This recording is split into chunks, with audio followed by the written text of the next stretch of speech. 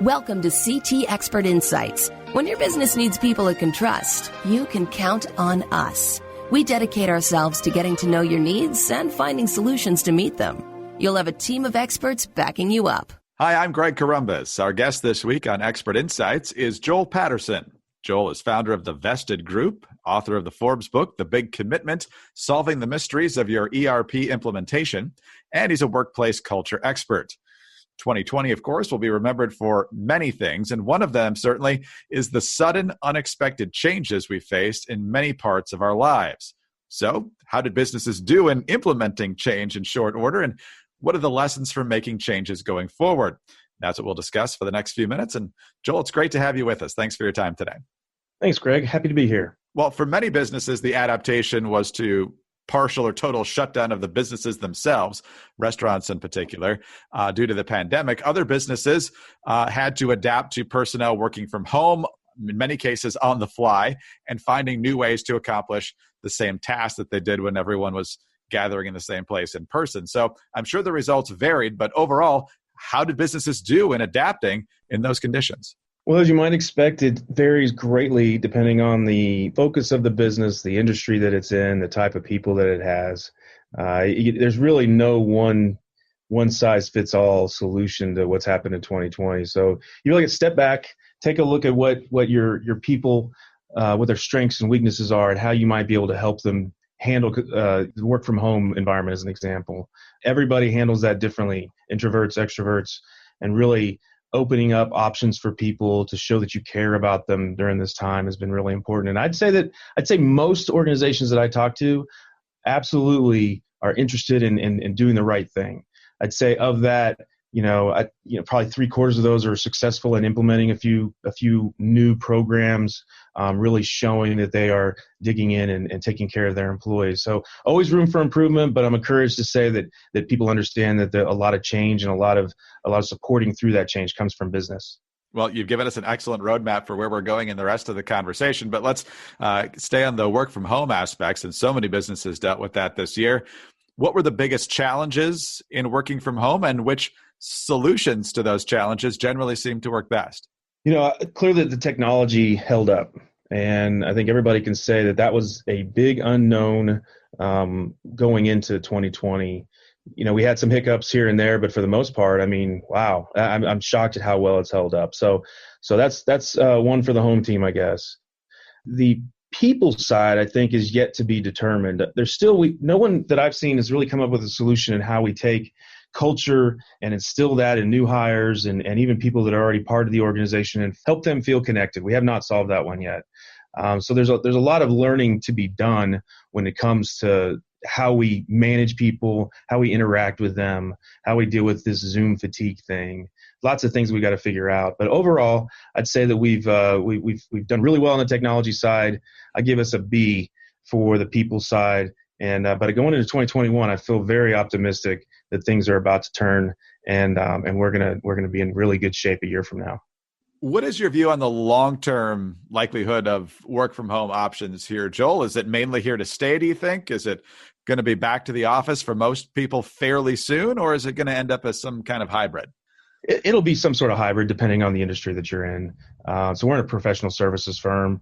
We already worked remotely a lot. This clearly has changed how we work, just like anyone, but we already understood the technology and used it pretty consistently. So, but even for us, we're probably going to go on a 2 to 3 day a week work from home, or it's up to you where you go. Just recognizing that people like the flexibility. It helps them bring more value to what they do in a day. It gives them the ability to be involved with their family. All those things everyone knows. It's definitely worth the investment as long as we are finding ways to keep people connected. Then it's here to stay. I do think there was a little bit of a knee jerk maybe at the beginning of this whole cycle about we're working from home forever. Twitter was big on that. A couple other big companies did that, and I just don't think you can make that call yet. Maybe for some, but I think we'll probably step back a little bit from that and find a new center of what makes sense. But the change is here to stay. Is there change fatigue right now, Joel? And I ask that because heading into 2021, a lot of businesses might have plans to implement changes they perhaps would have done in 2020, or it's been part of their long-range planning, and now's the time that they had planned to do it. Do you need to take anything into consideration since a lot of your staff may have obviously gone through a lot of change this year, or since many of them may have handled it well, just press on with the plan? I think change fatigue is a great way to put it. I don't think there's any doubt. These things usually come in threes. Big changes like this, and we had the pandemic, and we had social justice, and we had the election. But each one of those had so many different angles that made it so disruptive to everyone. It's really hard to categorize them that loosely. So yeah, change fatigue is a real thing. There's this thing called survivor's guilt that people don't think about, and it's really around those people that didn't get furloughed or laid off, or that maybe are getting through the pandemic pretty well. Why them? They ask that question, and those are just unique situations that have to be addressed. But change is never easy for anyone, and it's something that really the first step, and from my perspective at least, is just talking about that you're going through it. This is what to expect, and a lot of times just a little bit of knowledge really makes that process of change go much smoother. But it's a little different for everyone, so you've got to make sure that you've got options for people. But yeah, change is real in 2020, and I think we're going to expect just as much in 2021, even if it's just getting back to the new normal. Joel, you also believe that empathy, you mentioned this before, is a big factor in leading changes, whether sudden or planned. So explain what you mean by that and what it looks like. Yeah, empathy is key to really any kind of leadership. If you do not have the ability to understand how the people that look to you for guidance or support, you're missing a whole element that's not going to allow you to be effective. So always keep in mind what other people are going through, recognize that their situations are not the same as yours, and have some empathy for how they might feel, and recognize that you may not completely relate to it, but that doesn't make it any less real for them.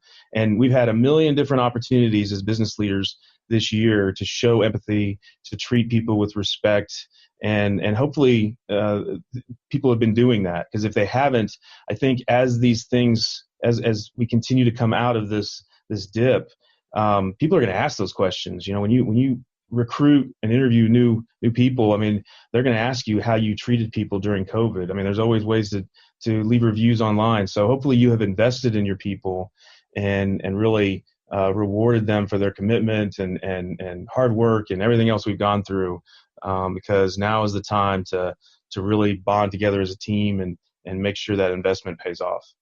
You said earlier, Joel, that you kind of give business as a whole a B in that area, not as good as the technology performance this year. B is good, but it's not great. So what's the best way to improve that for folks who might need some improvement in that area? Yeah, the beauty of it is it's not that difficult. The number one thing is just be intentional about it. You can make a goal that you are going to invest in your people by sending them a video every day, a 90-second video that is tailored to them, that just tells them that you're thinking about them, and you will change that person's day.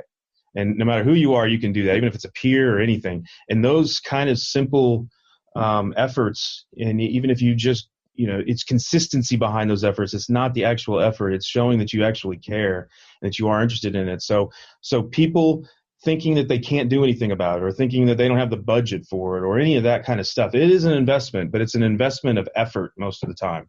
It's an investment in making sure that you take the time and you give that an extra 30 seconds to think about what makes that person unique, and just reach out and say hi. And those little things will add up over time and would demonstrate that culture is the number one priority for you.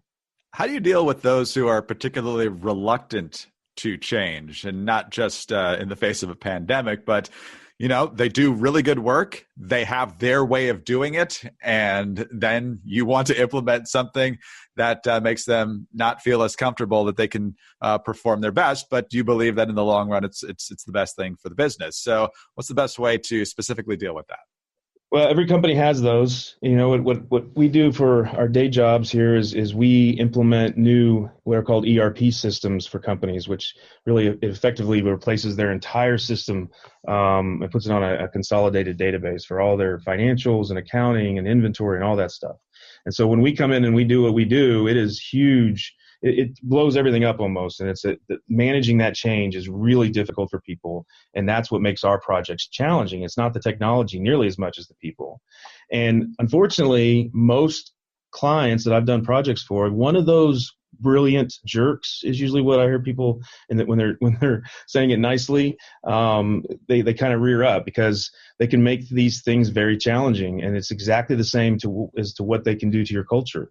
When they, tend to need to be the smartest guy in the room and really are just never going to get on board with what you're trying to preach as a culture. You have to address it, and it's not fun, but you have to be willing to defend your culture, recognize that this person needs to make a change. Do it fairly and openly, give them that feedback, and give them an opportunity to change. But you're going to have to deal with it, whether you do it now or a year from now. I promise you, when you do it, you'll look back and say, man, why didn't I do that 6 months ago?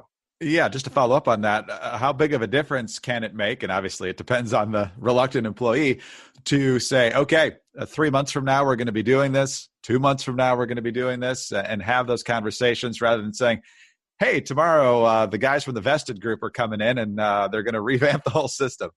Yeah, you need to be having those conversations all along the way. I think at every step that you can, without, you don't want to overwhelm things either, but every opportunity that you have to communicate, that is how you get through change. The more communication, not just you communicating outwardly, but receiving it as well. If you really wanted to invest in change, you got to spend some time thinking and communicating and listening to what's going on. But it can't just be something that all of a sudden you start one day and, oh, here it is, ta-da. That won't work with the brilliant jerks or your best employees either. You've got to be able to have some balance there and some commitment and consistency. I see a lot of people get really excited about, it's like a New Year's Eve resolution, get really excited about doing certain investments in culture at the beginning of the year. And then by Q2, it's all gone. And people see that.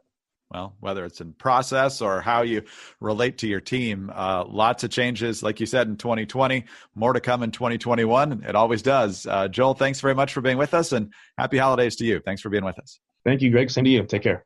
Joel Patterson, founder of the Vested Group, author of the Forbes book, The Big Commitment, Solving the Mysteries of Your ERP Implementation. He's also a workplace culture expert. I'm Greg Corombos, and for more information on this topic, please call CT at 844-787-7782. With 125 years of experience, CT is here to help you at every stage of the business life cycle.